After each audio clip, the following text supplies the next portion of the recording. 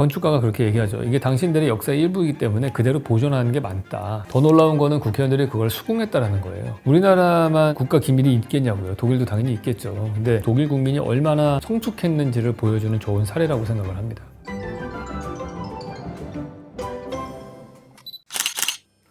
네, 안녕하세요. 왓슨 여러분. 이번 시간에는 독일 국회의사당 건물에 대해서 이야기를 나눠보도록 하겠습니다.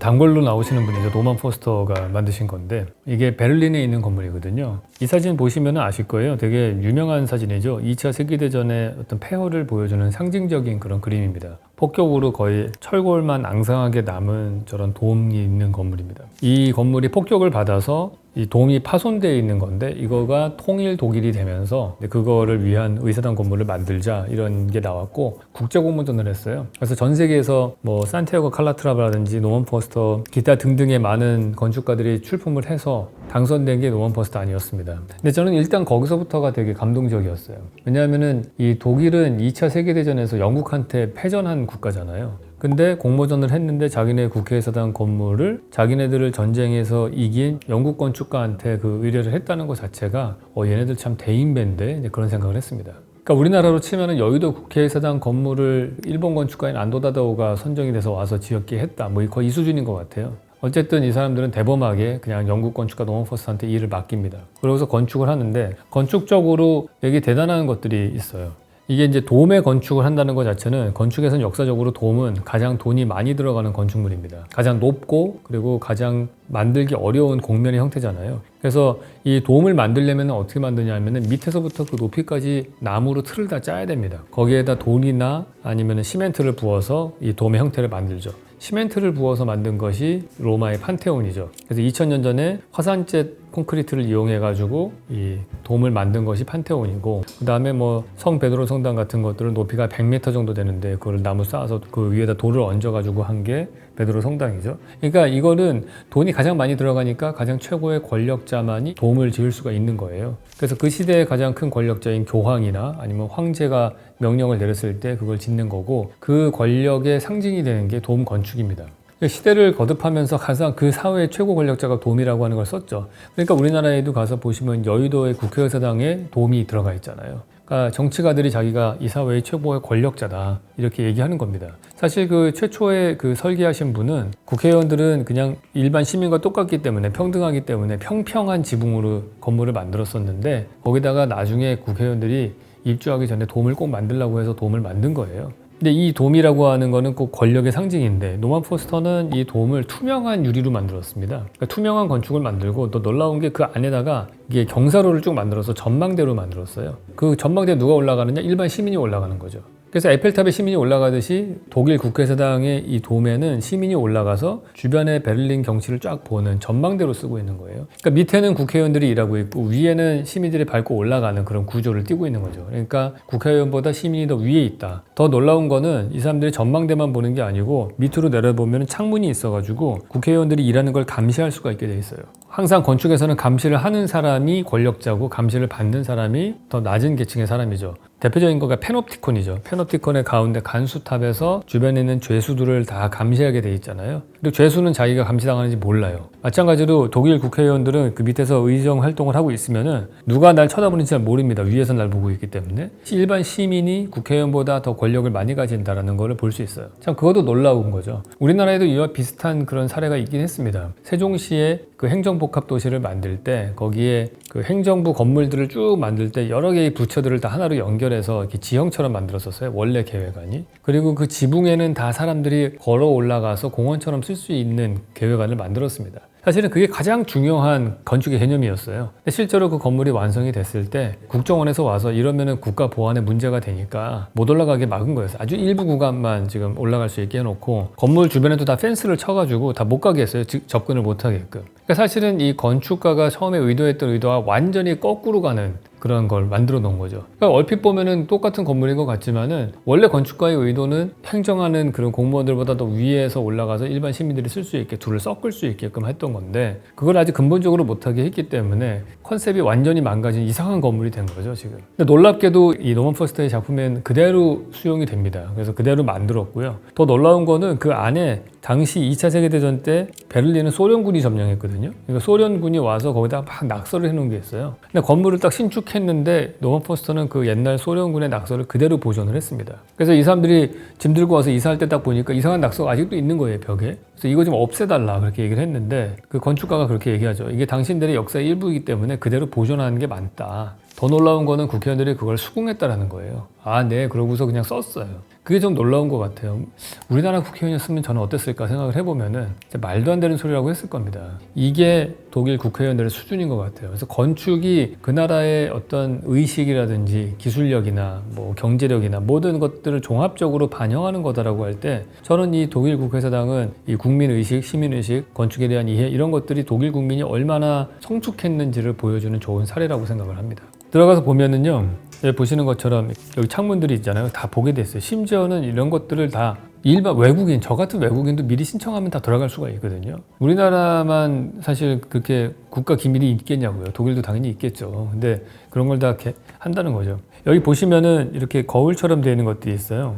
이게 뭐냐 하면은 이 자연채광, 이 투명한 돔을 통해서 들어오는 햇빛을 반사시켜서 밑으로 내려보내는 거울입니다. 이거와 똑같은 거를 만든 컨셉이 사실 같은 건축가인 노먼 포스터가 홍콩 상하이뱅크에서 한 게 있죠. 그래서 홍콩 상하이뱅크에서 햇빛을 위에서 받아서 반사시켜서 안으로 보내면 거기에 있는 또 다른 거울을 통해서 건물 밑에 있는 광장에 햇빛을 들어오게끔 그렇게 만들어 놓은 장치가 있거든요. 근데 같은 컨셉이라고 보면 되고요. 여기 보시면은 이렇게 약간 루버가 돼 있는데 이게 이제 너무 직사광선이 들어가서 눈부심 효과가 생길 수 있으니까 그걸 또 해의 위치에 따라서 돌아가면서 그걸 가릴 수 있게 한 거죠.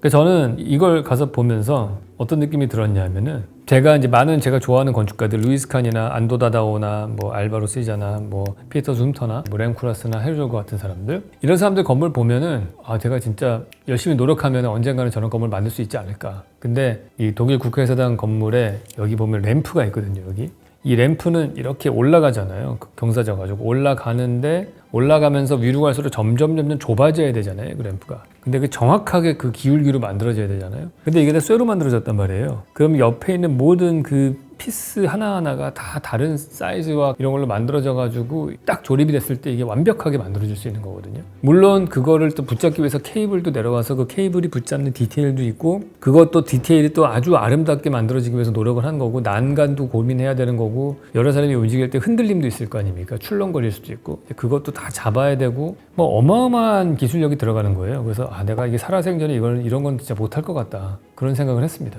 그 정도로 엄청난 기술력이 있는데 저는 그런 생각이 들었어요. 왜 하이테크 건축을 세계 3대 거장이라고 하는 사람들이 노먼 포스터, 리차드 로저스, 그 여의도의 파크원을 만든 사람이죠. 그리고 하나가 렌소 피아노라는 이태리 건축가입니다. 이 세 명이 하이테크 건축가의 3대 대가들이에요. 근데 그 중에 2명이 영국 사람들이잖아요. 그 영국이 도대체 왜 이렇게 하이테크 건축이 기술이 뛰어난 걸까? 이런 생각을 해봤는데 가만히 생각을 해보니까 영국은 이미 200년 전인가 증기기관을 만들었던 사람들이잖아요. 증기기관차 다 쇠를 깎아가지고 만든 거잖아요. 그 엔진도 증기기관 쇠로 만들어서 한 거고 당시로서 쇠로 만들 수 있는 최고의 하이테크가 증기기관인 거죠. 그거를 맨 먼저 발명해서 만든 나라가 영국인 거예요. 그러니까 이 사람들은 이미 철을 이용해서 뭔가를 가공해서 하이테크한 뭔가를 만든다는 거에는 전 인류 중에서 제일 앞서 나갔던 사람들인 거죠. 그러니까 1970년대 초에 HSBC 같은 그런 하이테크 건축을 할 수 있었던 거가 아닌가 그런 생각이 듭니다. 그래서 우리나라도 사실 포항제철 같은 어마어마한 그런 제철 회사를 갖고 있지 않습니까? 그렇기 때문에 이러한 하이테크 건축도 조금 더 발전했으면 좋겠다라고 생각을 해요. 현대자동차라고 하는 엄청난 기계를 만드는 그러한 기술력도 우리는 갖고 있잖아요. 다른 선진국들과는 달리 다행스럽게 우리는 제조업을 놓지 않은 그런 선진국입니다. 그러니까 자동차를 만드는 제조업, 이런 제철 기술 이런 것들을 잘 이용해서 조금만 우리가 한다면은 이런 하이테크 건축을 할 수 있을 것 같아요. 이런 건물들이 좀 하나둘씩 나오면 좋겠다 그런 생각이 좀 듭니다. 대부분 다 돔을 많이 쓰죠. 뭐 돔이나 뭐 아니면 엄청나게 돈을 들여서 지은 건물. 빅벤이 있는 그 영국의 의사당 건물도 엄청나게 강가에 그렇게 지어졌잖아요. 미국도 국회의사당 건물이 돔이 있잖아요. 그 워싱턴 모뉴멘트 기념관 옆에 하얀색으로 대체적으로 돔을 많이 써요. 제가 아는 것 중에 국회의사당 건물 중에 되게 인상적인 거가 루이스 칸이 설계한 방글라데시 국회의사당 건물입니다. 그러니까 국회의사당이라고 하는 거는 민주주의의 상징을 보여주는 건물이잖아요. 국회의원들은 어떤 지역에서 대표해서 한 명씩 뽑아가지고 그러니까 민의가 반영될 수 있고 그 사람들끼리 서로 대화를 하라고 만들어 놓은 장이란 말이에요. 그러니까 민주주의의 꽃은 국회의사당인 거예요. 근데 그거를 이제 루이스 칸이라고 하는 사람이 뛰어난 건축가가 방글라데시라고 하는 최빈 국가라고 할 수 있죠. 그곳에 가서 국회의사당을 짓는다는 거는 그곳에 민주주의의 뿌리를 내리게 씨를 뿌리는 작업과 또 같은 거라고 할 수 있죠. 그분이 거기서 했던 거는 이제 노출 콘크리트로 해가지고 여러 개의 레이어들이 있는 그런 건축물을 만들었어요. 되게 독특하죠. 왜냐하면은 일단 첫 번째로 루이스 칸은 기하학을 많이 도입을 했기 때문에 평면에도 보시면은 사각형, 그다음에 원, 쪽으로 반원도 보이고. 그래서 이런 기하 여기 내부에서도 보면 이것도 하나의 원이라고 할 수 있겠죠. 이런 것들을 통해서 이 건물을 구성을 했어요. 근데 기본적인 원리는 보면은 이 상하 좌우 대칭 구조를 가지고 있다는 점이에요. 보면 딱 이렇게 약간 저는 우리나라 태극기 같다는 생각이 들었어요. 이 평면도를 보면서.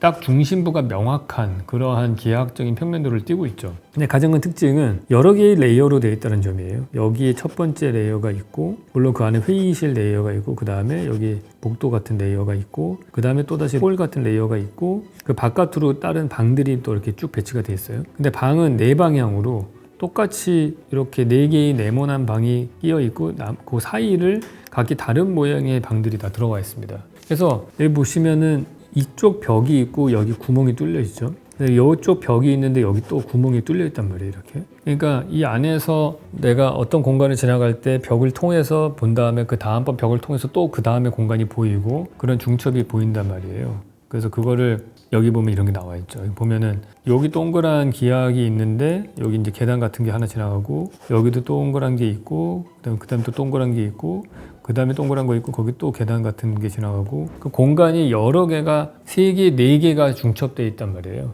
이게 스틸 사진이니까 이렇지 내가 걸어다니면서 이거 공간이 어떻게 되는지를 한번 생각해 보세요. 우리가 리차드 세라의 작품을 가서 보면은 2개의 이 철판의 벽이 이렇게 따라가게 되고 그 우리 사이가 그 걸어가게 되면은 간격이 넓어졌다가 좁아졌다가 막 이러잖아요. 넓어질 때도 이 벽의 기울기가 막 이렇게 바뀌거든요. 그러니까 그런 벽의 기울기는 바뀌지 않지만은 내가 걸어갈 때 뚫려 있는 것들이 연속돼서 뚫린 게 보이기도 하고 어떤 때는 중간에 벽이 치고 오기도 하고 그게 막 이렇게 엇갈리면서 보이잖아요. 그래서 그런 공간의 중첩들이 되게 깊이감이 있는 그런 건물로 평가를 받습니다. 그러니까 외관은 보면은 엄청 유니크해요. 사실은 이 루이스 칸의 많은 건물들이 다 그렇듯이 기하학을 썼는데 어디서 본 적이 없는 듯한 그런 건축을 하는 거예요. 특히 이런 거 보시면은 지금 보시는 것처럼 얘는 일종의 아치 구조거든요. 근데 밑으로도 이런 걸 만들었어요. 그러니까 우리가 보는 모든 몇천 년 동안에 만들어져 왔던 건축물들은 다 위로 아치로 되어 있는 거잖아요. 근데 그거를 기능적으로 특별하게 의미가 없지만 밑으로 아치로 딱 만든 거예요. 이렇게. 그래서 이 방향으로 방향성이 딱 그 벽 쪽과 90도 되게 뚫린 방향성을 가지는 그런 건물을 만드는 거죠. 근데 아치를 만들 때에도 삼각형으로 만드는 것도 있고 사실은 이거는 아치의 어떻게 보면 가장 초기적인 형태거든요. 시옷자 모양으로 돼서 이런 것들도 쓴다든지 그 당시에 그 르코르비지에 이후에는 잘 쓰지 않는 그런 건축 기법들을 많이 썼습니다. 물론 이 안에서도 자연 채광을 어떻게든 드릴 것인가 이런 여러 가지 고민들이 다 드러나 있고요. 그걸 통해서 공간의 중첩을 만들었다. 그리고 이게 이 모든 건물이 물 안에 딱 들어가 있잖아요. 주변이 다 수공간으로 되어 있는 거예요. 그러니까 아무나 접근할 수 없는 그런 공간으로 되게 성스러운 공간처럼 만든 거죠. 나 진짜 모르겠어. 그런 깊이 있는 그러한 철학적인 건 없는 것 같아요. 루이스 칸 건물에서는 아직 제가 볼 때는 못 찾아냈어요. 그런 것들은 보이지 않는 것 같아요. 그냥 다만 이 사람의 건축은 좀 장중하고 현대 건축을 하는 사람인데 그 안에서 그 클래식 건축에서의 장엄함을 느끼게 해주는 그런 건축을 하는 거지. 루이스 칸의 건물 중에서 규모는 제일 크거든요. 이게 엄청나게 큰 규모긴 한데 사실 다른 작품들처럼 솔크 인스티튜트나 뭐 엑스터 라이브러리나 킴벨 아트 뮤지엄 같은 그런 명확한 컨셉이 보이는 그런 건축은 아니에요. 근데 마이 아키텍트라는 영화를 보면은 그 루이스 칸의 제자 되는 사람이 와가지고 인도 건축가인가 그랬나? 그래서 그분이 와서 막 설명을 막 해요. 이게 얼마나 깊이 있는 건축인지 아냐 네가 뭐 그러지 않겠어요? 이 벽이 아까 레이어가 이렇게 뚫려 있는데 그 안에 햇빛이 각각 들어오는 시간대가 다를 거 아니에요. 해가 이렇게 움직이면서 루이스 칸은 알다시피 자연 채광을 어떻게 해서든지 건물 안으로 갖고 들어오는 건축가인데 그 안에 어떻게 햇빛이 들어오게 할 것인가. 아까 보셨던 것처럼 좌우 상하의 대칭인 공간이잖아요. 그러면 사실은 되게 재미없는 공간이어야 되는데 그 공간에 좌우 대칭으로 상하 대칭으로 뚫려 있는 그 천창에 해가 움직이기 시작을 하면은 이 오른쪽 동쪽은 아침 시간에 햇빛이 막 위에서 천창에서 들어오다가 서쪽으로 옮겨져서 해질 때면 안 되고 뭐 이런 것들이 각각의 그 창문을 통해서 들어오는 시간이 달라지니까 그 국회의사당 건물이 시시각각으로 계속 바뀌는 그런 건축이 되는 거죠. 우리나라에서 이와 비슷한 그런 사례를 찾는다면은 저는 유민미술관을 들 수 있을 것 같아요. 제주도에 있는 안도다다오가 설계한 유민미술관인데 정사각형으로 평면이 되어 있거든요. 그것도 좌우 상하 대칭이죠. 근데 그 주변을 들어가는 램프가 이렇게 쭉 골목길처럼 파고 있는데 그 골목길이 초입부에는 깊이가 좁다가 그다음에 뒤로 갈수록 점점 깊어질 거 아니에요. 이 경사로니까. 근데 그러면서 또 해의 각도에 따라서 이게 완전히 또 다른, 내가 들어갈 때는 어두운 골목이었다가 나올 때는 밝은 길이 되는 그런 건축이 되는 거죠. 그래서 아주 훌륭한 건축가는 저는 그렇게 생각해요. 그 아주 미세한 천천히 움직이는 자연의 변화를 느낄 수 있게, 공간의 변화로 느낄 수 있게 해주는 거거든요. 우리가 라뚜레트 수도원 할 때 그 빛의 대포 얘기하면서 설명을 드렸었는데, 그게 그 미세하게 변화하는 자연의 변화를 공간적으로 통역을 해준다고 저는 얘기를 하는데, 공간의 통역사 역할을 해서 자연의 변화를 느낄 수 있게 해주는 거죠. 그런 면에서 이 국회의사당은 조금 아까 보셨던 그 사회적인 관점에서의 깊이와는 좀 다른 그러한 깊이감을 가지는 건물이라 볼 수 있을 것 같아요. 네, 오늘은 노만 포스터의 독일 국회의사당 건물하고 루이스 칸의 방글라데시 국회의사당 두 개를 보면서 국회의사당 건물에 대해서 이야기를 나눠봤습니다.